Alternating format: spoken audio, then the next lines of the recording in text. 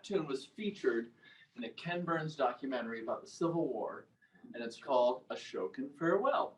Ashokan Farewell. And when I grew up in Vermont, playing at country dances and banjo contests. And my parents loved traditional music, especially my father. And there are many community dances all around our area. I'm going to get to Ashokan Farewell in 1 second. But first of all, so as soon as I got a driver's license, the first thing I did was I drove to a country dance. There was a girl in my high school, and she said, I didn't dance in my family. My mother was really religious and didn't believe in dancing. I heard she grew up in that culture. And so I didn't know how to dance. I didn't know what it was. And so my friend Patty I said, am I going to be able to dance? And she said, well, it's really just walking. And she said, you can walk, right? And I said, well, yeah. And so I went to this dance, and it was a country, and they played traditional music. So here's the kind of tune you would have found at the dance. This is called Shandon Bells, a tune probably 300 years old.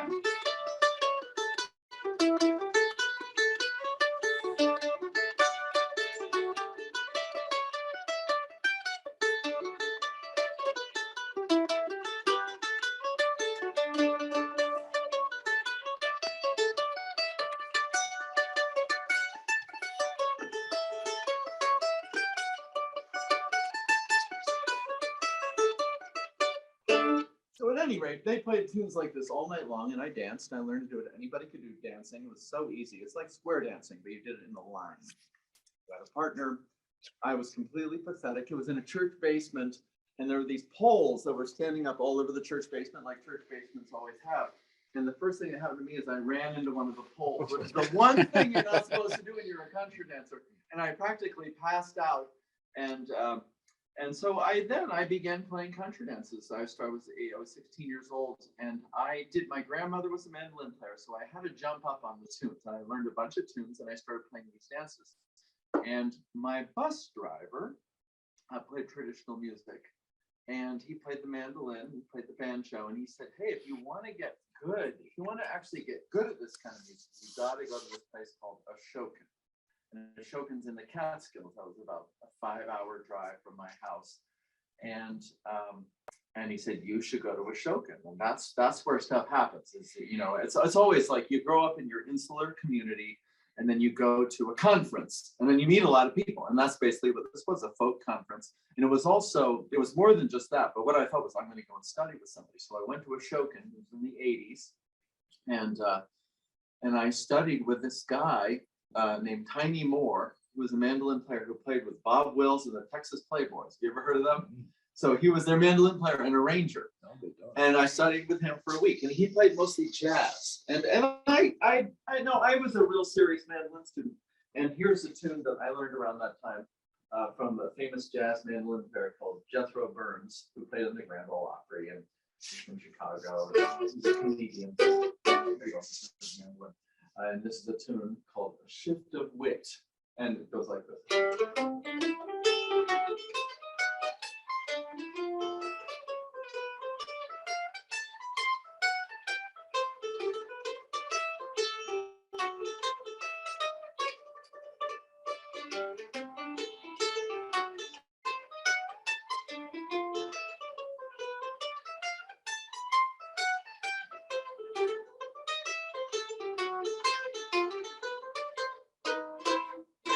We learned tunes like that in arrangements. Studied with Tiny Moore. Met a lot of people at Ashokan. I met Tiny Moore, and a week later he died. So I was really glad to meet him because he was pretty old then. And I met this guy named Jay Unger.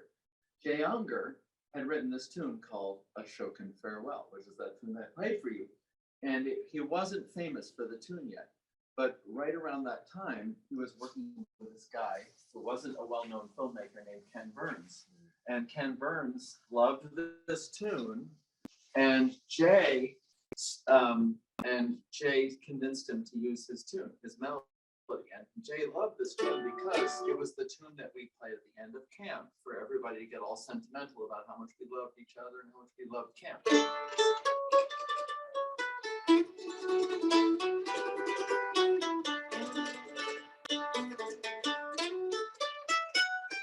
It was a great tune. I mean, it really was great. And it was funny. At that time, I played in a band with this guy named Jeremiah McLean, this accordion player. And I tried to get him to play a Shokin Farewell. I said, this is a great tune. And I learned it from Jay Younger. And Jeremiah said, that's really not a very good tune. And years later, I got to bug Jeremiah. I said, oh, yeah, wasn't that great a tune? Well, that tune was such a great tune that everybody came away from that show singing that tune. And it's one of the most famous modern fiddle tunes ever written.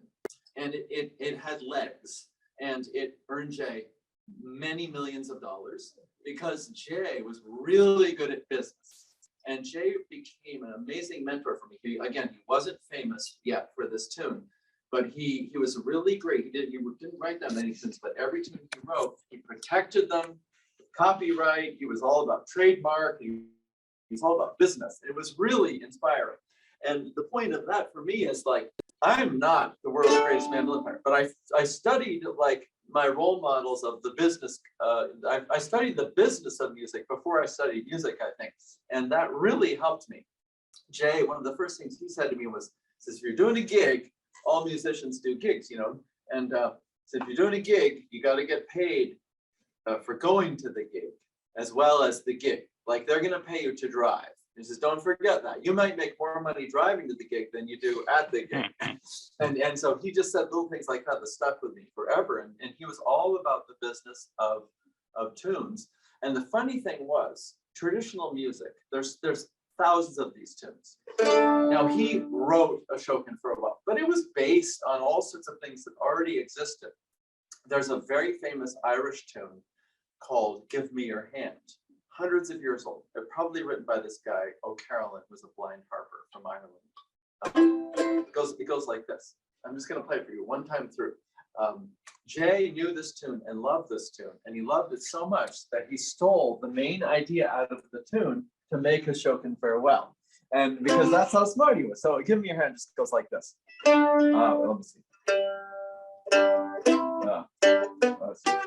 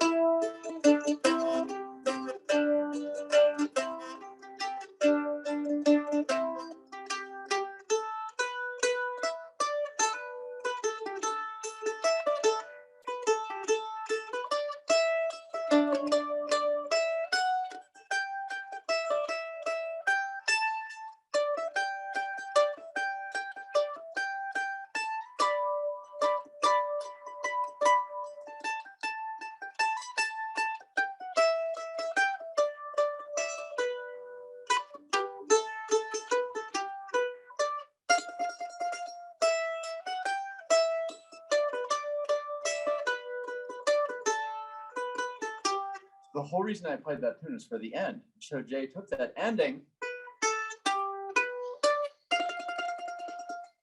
which is the pivotal moment of a Shokin Farewell. Jay lifted it fair and square from traditional music, and then he copyrighted it and rode that thing to millions of dollars. that idea. So this was, and we knew that where Jay had gotten that idea because everybody knows "Give Me Your Hand." You played at people's funerals and you played at people's weddings. It's a really common tune.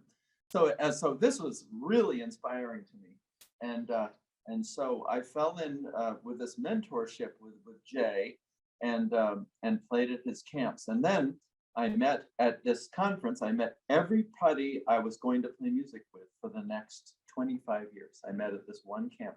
And the person I met after Tiny Moore was, did anybody ever watch Prairie Home Companion? I met this guy named Peter Ostrushko, who was the music director for Prairie Home Companion. So Peter, I studied with Peter and went and then fell in with the Prairie Home Companion sort of social crowd.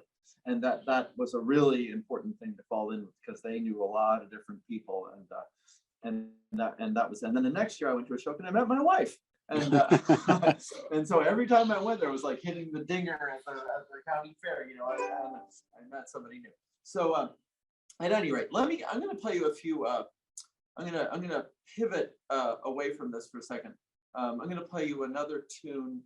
I'm gonna play you a tune that I learned from a man from Bloomington. So when I met my wife, she lived in Bloomington, and I said, the only thing I know about Bloomington, Indiana, is this guy Gray Larson, who lives in Bloomington, Indiana, because I had a record of his that I had listened to when I was a kid, because he's about 10 years older than I. And he had a tune on it called "Vanished Misfortune," which is the title of the tune, and it's a traditional Irish tune. Just a beautiful tune.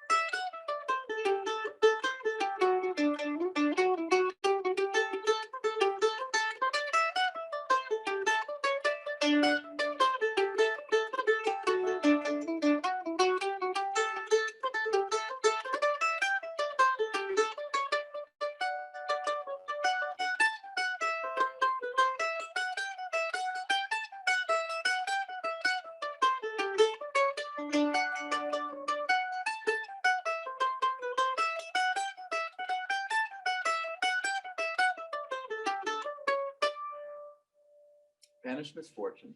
Very old. These tunes are old. They go all the way back, hundreds of years, but tune's still alive. And I learned that from Gray Larson. So coming here was really great, because he was a friend of mine. I knew him, and he was one of the only people I knew in town. So I learned from Jay that it was really important to be adding to the tradition, and I started writing tunes myself. Got into a really, really bad habit, which I'll tell you right now. I would do gigs in Boston. I was gigging in Boston, even though I lived here. I would travel to the East Coast, and I had a very, very, very bad habit, which I'm not proud of, but it's just this happened. But I would play the mandolin while I was driving, and I would write tunes, and it was really bad. But some of the best tunes I ever wrote were written while driving. So it's just a fact. It's just true, and I lived to tell the tale, and nobody ever got hurt. And but I figured out a way that was just fine. You know, you can steer with your knee, and it's pretty straight, and and I would record the tunes, and so I wrote hundreds of tunes as I did this, and I wrote a tune. I was getting ready to get married, and my wife's sister was named Evie Layden, and my wife's name's Abby Layden, and Evie and her boyfriend was a friend of mine, and we were making up anagrams about people's names before. Again, this was a technology, a quantum technology. We had older technology. There was no anagram generator that existed yet, and we made up an anagram for Evie Layden, and we came up with Evil Diane, which we thought was hilarious because she had a sort of an evil side too, and so we called her Evil Diane. So I wrote a tune called Evil Diane. Went like this.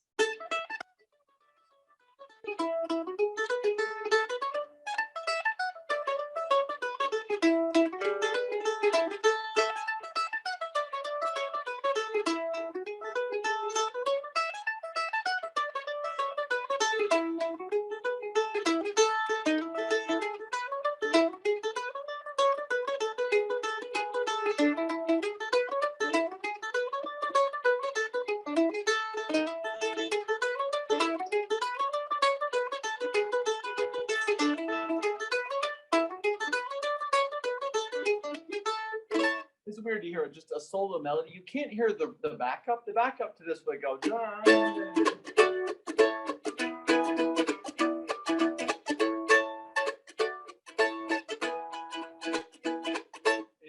get the full idea of the tune. However, it was a popular tune, and I wrote this tune, and it was recorded by a lot of people, and a lot of people played it, and it led to me to a very important moment in my life where they, all things considered, did a profile on the album that I made with this tune on it, and this was another. Spotify didn't exist yet. This is another technology ago, a couple of technologies ago. People still bought CDs. It was so weird, and so I made the CD. It was introduced by Noah Adams and Bob Boylan, and Marika Partridge did a story about it. And I sold 1,000 CDs, like literally in the next 24 hours. I just barely had an online retail account. I mean, I didn't know what I was doing.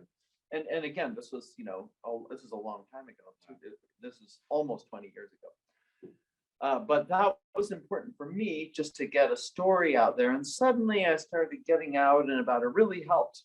I'm a side person. I'm not a front person. I get hired to play with other people. That's I'm that guy. As we say, the sideman salute. Have you ever heard of the sideman salute? The sideman salute is you play with a front person who does all the talking, and you're just there to make them sound good. The sideman salute is, what time is it? What time does the gig end? And there's a joke, if you ask what time does the gig end, that's a fine of $10. You're never supposed to ask that. You're supposed to just do your job. Be quiet. 10 minutes. Okay, fair. Let's see. What more important stuff do I have to say? You're very patient. All right, let me play a. So at any rate, you as a musician, I've learned you have to just do whatever you're going to be asked to do. You just do it. You don't ever say no. That was the rule of being a successful musician. Again, I play the mandolin. I also play the banjo, and that's actually probably how I make more money these days, through teaching. But we were approached to do some music for a Ken Burns documentary for Prohibition and for the Dust Bowl, and I played with a group, and we came up with some tunes, and we ended up playing on both of those. But they needed something, and they needed something for the Dust Bowl, and they needed some sort of like scary music, because it was about they had to round up these rabbits that were eating everything, and they had to kill them, and so we had to be the soundtrack for the killing of the rabbits. So it's like, oh great. And so I resorted to my childhood first instrument ever, which was a jaw harp. And I had one of these, and my mother got me one when I was really little, and I'd always played it. I never really stopped playing it. But I pulled out my jaw harp and I said, I think I have the perfect instrument for the slaughter of the rabbits in this documentary, And Ken Burns was crazy about it, and he thought it was the best thing ever. I'll just play you a little bit of this. Is an ancient instrument, very, very found all over the world. It's been politically correctly called a jaw harp. Really, it's called a Jew's harp. Nothing to do with being Jewish. Really, what they think is Jew's harp is juice harp. It's like, because it makes you have saliva in your mouth. But then I've just given in to just calling it a jaw harp, even though Jew's harp is not doesn't mean anything. There's a million names for them, but this is one that I've had for probably about 30 years. Hasn't broken yet.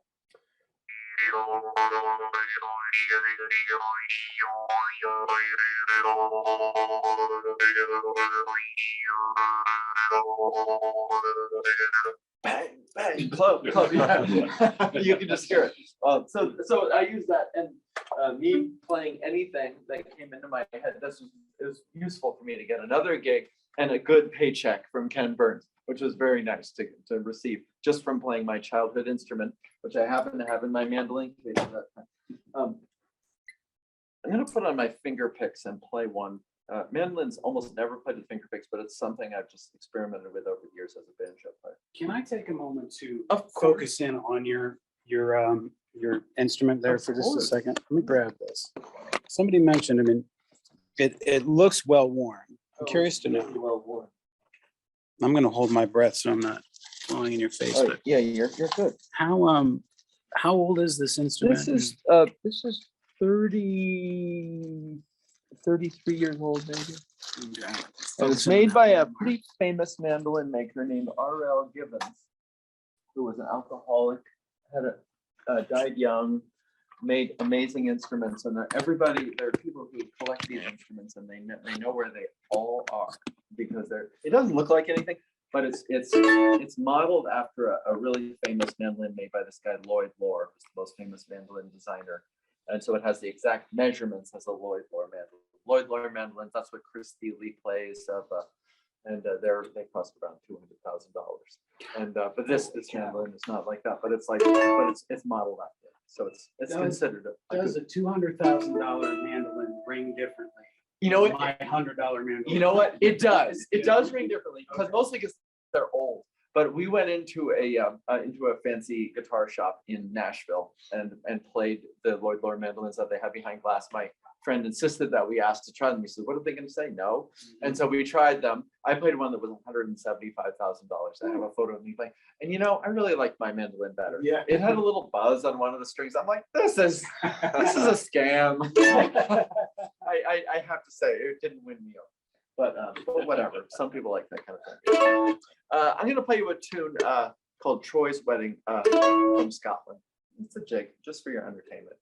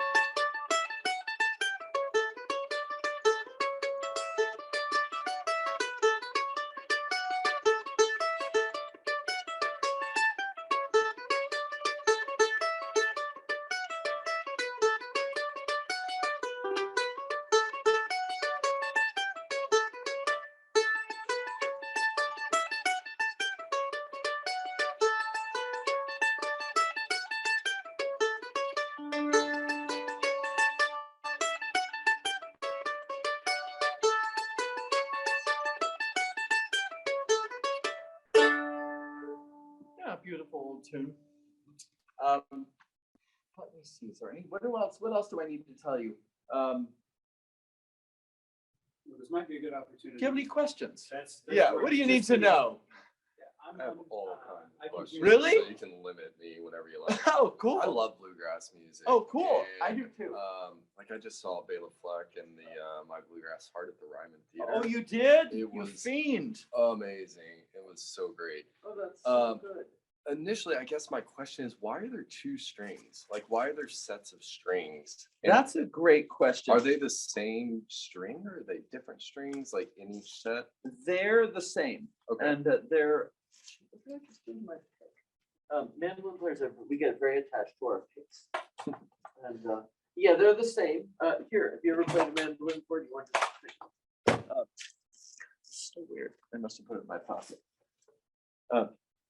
And they're the same. So the mandolin was invented around the same time as the violin.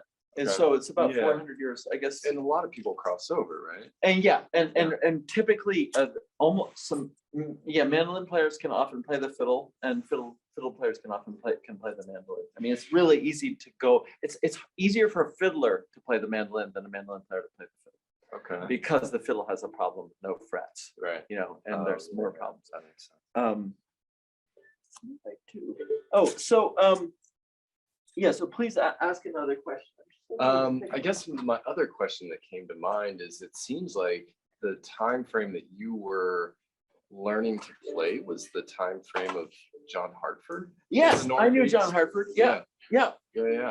What was that experience like growing up in that time when that was sort of really this revival? Of Yeah, folk I'm part of music? the revival. I Yeah. started playing in 1976, Yeah. and John Hartford came to Burlington, Vermont all the time. I mean, you know, and he's a really very personable guy. It's so funny. John Harper, you know, has developed, when someone dies, there's a new folklore that takes over, you know, that and sort of it replaces the truth. I mean, what's the truth?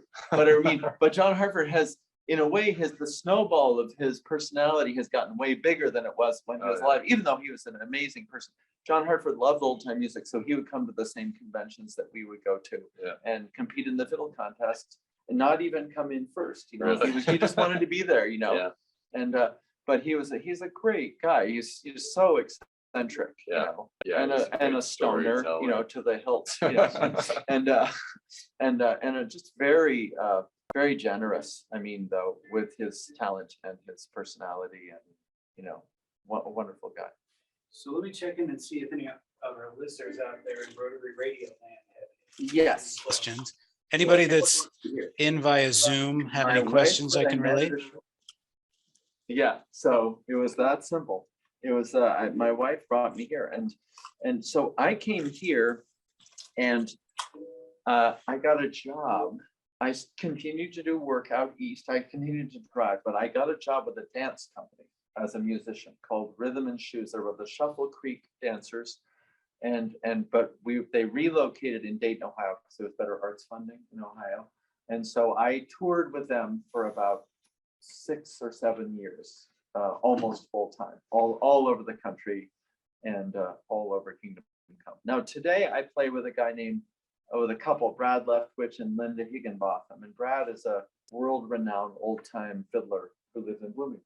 And with Brad and Linda and my wife and I, my wife's in the band as well, Abby plays bass, and we played in Taiwan as a guest of the Taiwanese government, and we played at the National Theater of Taiwan. You know, it was a great gig, and wonderful. How old is this? This is about, I think it's 33 years old. So why the double strings? Oh, to make it louder. Oh, really? And you know what's funny? Do you know Tim O'Brien? He's a great bluegrass man. Colorado, right? Yeah, originally. Now he lives in Nashville, and he's Okay. made most of his money as a songwriter. Yeah. You know, he wrote a few songs for the Dixie Chicks and for Garth Brooks, and his that band? made all his money. What was his band? Well, the Hot Rods. Rods, Yeah. And so Tim O'Brien always would say when he would pull out his mandolin, he says, "Well, this is a mandolin. It's an Italian word meaning out of tune." Yeah. And of course, Bloomington is close to Bean Blossom, which is a famous bluegrass zone. You know, famous for one guy, Bill Monroe, who wrote, and he is a really big character in bluegrass. He was the father of bluegrass. So he had his festival right here. So this is a big. So I didn't know that. I didn't realize that Bill Monroe was a local too. He's not local, but he would travel here, and he had this mystique, the Brown County mystique of Bill Monroe, and he wasn't from here, but he claimed it sort of as he claimed things, you know. And so this is a big part of his circuit. So yeah, so there's another guy from Bloomington who's from Illinois originally named Gary Harrison, and Gary Harrison came here from Illinois and just he's a contest winning fiddler and a great tune writer, and he got a job in book restoration here, and he worked just in restoration, had a heart attack, died young, but he wrote some tunes that are known throughout the country among a lot of people. His most famous tune is called Red Prairie Dawn, and that has been recorded by hundreds of people. It's on all over YouTube. And he's just, you know, an employee of Indiana University. And, you know, he's just minding his own business. And he wrote this tune, and he didn't bother to copyright it or, you know, to do any, and he didn't bother to protect it at all. But it could have been, it's right next to Ashokan Farewell in popularity, just from an employee of Indiana University. I'm